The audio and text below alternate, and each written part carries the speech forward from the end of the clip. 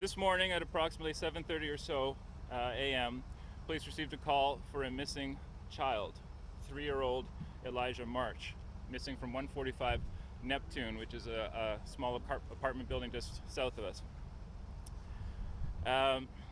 Obviously, the police response was aggressive and massive from the very early going because, of course, a missing 3-year-old child in this sort of temperature, in this sort of an environment, is something that we treat very, very seriously. As a result of the initial investigation, it was learned from accessing video surveillance of the building that at some time approximately 4 o'clock this morning, the young child was seen exiting the building, very poorly dressed for the elements. He was seen leaving on his own steam, unfortunately voluntarily, pushing his way out the front exit door of the apartment building. As I say, the police response was massive. Some 100 units responded, PDS units, mounted units, investigative units, specialized units, logistics support units, as well as a general and encouraging outpouring of support from the community. We had volunteers arriving from far and near to assist in any way they could. And as I say, with this amount of resources, just marshaling this energy, these people, these volunteers, these police assets was significant. Nevertheless, and unfortunately, sometime after the search was underway, the young boy was located not very far from here in the rear yard of a house on Baycrest Avenue. Ambulance and EMS were immediately dispatched to attend to the young man, and he was transported, unfortunately absent vital signs, to a local hospital. And I'm afraid I don't have his condition at this time, but obviously it's a very serious situation. Can you tell us who found him? My understanding at this time is that a couple of volunteers making their way through the neighborhoods were the very first to actually come across him. Of course, police officers were not far and were actually on their way to search that exact area at that time. Exactly what was it like in the area? With exactitude, I'm afraid I can't tell you. I can tell you he was not dressed for the elements. He did manage to put his boots on, but he may have only had a top, probably no proper pants, may have even been in diapers, I understand. Obviously not properly dressed for this kind of weather, certainly not for any length of time. Is there any indication from the family where he may have been going or trying to go? Not at this time. Can you tell us the circumstances under which he was found? Like, was he open in the backyard, or Just in a sort of tucked away in the corner in the backyard of a house. did Elijah unlock the door of the apartment? The exact steps that led to him leaving his actual residence to finding his way out onto the street, we're still trying to determine with certainty. However, I can tell you that the video shows him pushing his way out the front doors of the apartment complex in which he lives. There was somebody home. Some details are still going to have to be determined, but we imagine that is the route that he took. He left that doorway and made his way out. With the exact route, we couldn't tell you. We may be able to find that out. We may never be able to find that out. But we know where he ended up. There was somebody home at the time, we noticed? I don't have those details to provide right now. Have you been spoken to the family? Will you be interviewing the family? Certainly, the family is one of the very first group of people that we'll talk to, and we have been. And of course, as you would imagine in a situation like this, we are offering every level of support possible to assist not only the family, but other people that may have been affected by this, because of course, it's quite a serious matter. Which family was he there with? I think it's exactly as you would imagine any parent would feel under this terrible situation. So,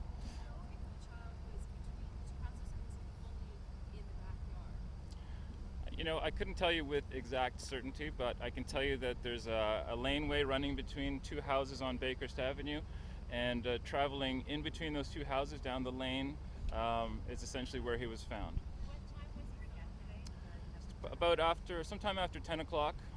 I'm thinking 10:20 or so. Does it make you wonder why no one would have seen him wandering off or wandering through the streets or the lane? Or... You can imagine at 4 o'clock in the morning in the dark and in the cold, there are not a lot of passers-by. I would think that any reasonable person would have taken steps had they come across this young man. unfortunately, in this case, it doesn't appear that anyone did. What time is he seen leaving the building? I'm sorry? What time is he seen leaving the building? Just after 4 o'clock. You talked about the volunteer search. Do you have any idea of how many people came out and just how helpful that was for you guys? I couldn't tell you exactly in terms of a number. I can tell you that people that did come from far and wide, and we appreciate the human nature that's involved in this. Obviously, people are wanting to assist aggressively as much as they can. Marshalling those resources is something that can be tricky.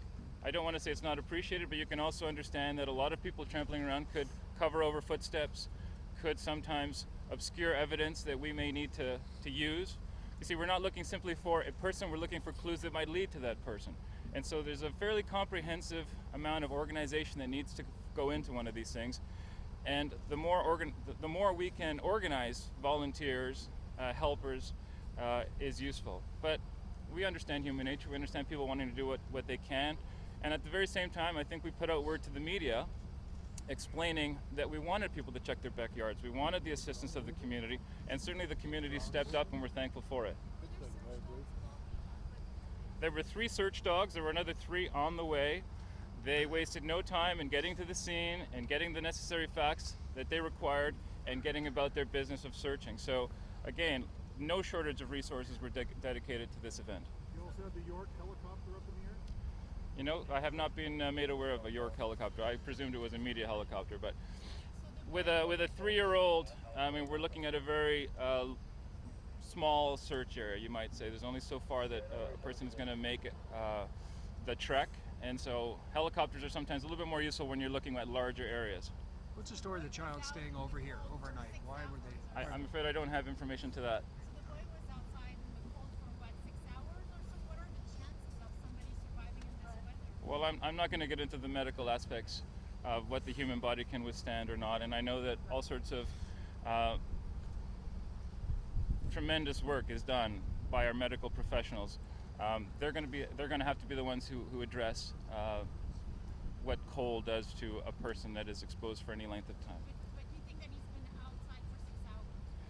At this time, there's nothing to suggest otherwise. Was there an attempt made to revive him? I'm sorry? Was there an attempt made to revive him in the... As soon as the young boy was located, EMS were immediately brought to the scene, and EMS are the best people to ask in terms of how they go about treating a situation like that. Can you just go into how he was discovered, who discovered him, where, all of that? As I said, some volunteers, I think, were the very first people to come across the young man. Of course, police resources were seconds behind in dealing with the finding, and of course, as I said, EMS were practically minutes as well in getting to the young child. Is there a reminder here, a lesson that maybe we should all think about? I suppose any parent would find this a tremendously troubling event to digest, just as any ordinary person, parent or not, would also, I think, find a lot of thought to be given to this matter. But I'm not going to spend too much time, I think, reflecting on what people might be thinking or not. When will you have an update on his condition? I will let that again go to the medical professionals that he is now in the custody of. Can you say what led the men who found him to that particular place? I cannot. I have not spoken to them personally. At some point, I suppose those details will be learned.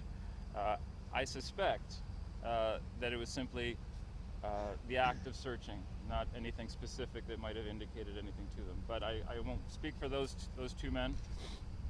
We certainly will be as time progresses. Were they neighbors or workers? Or? I do not know. No?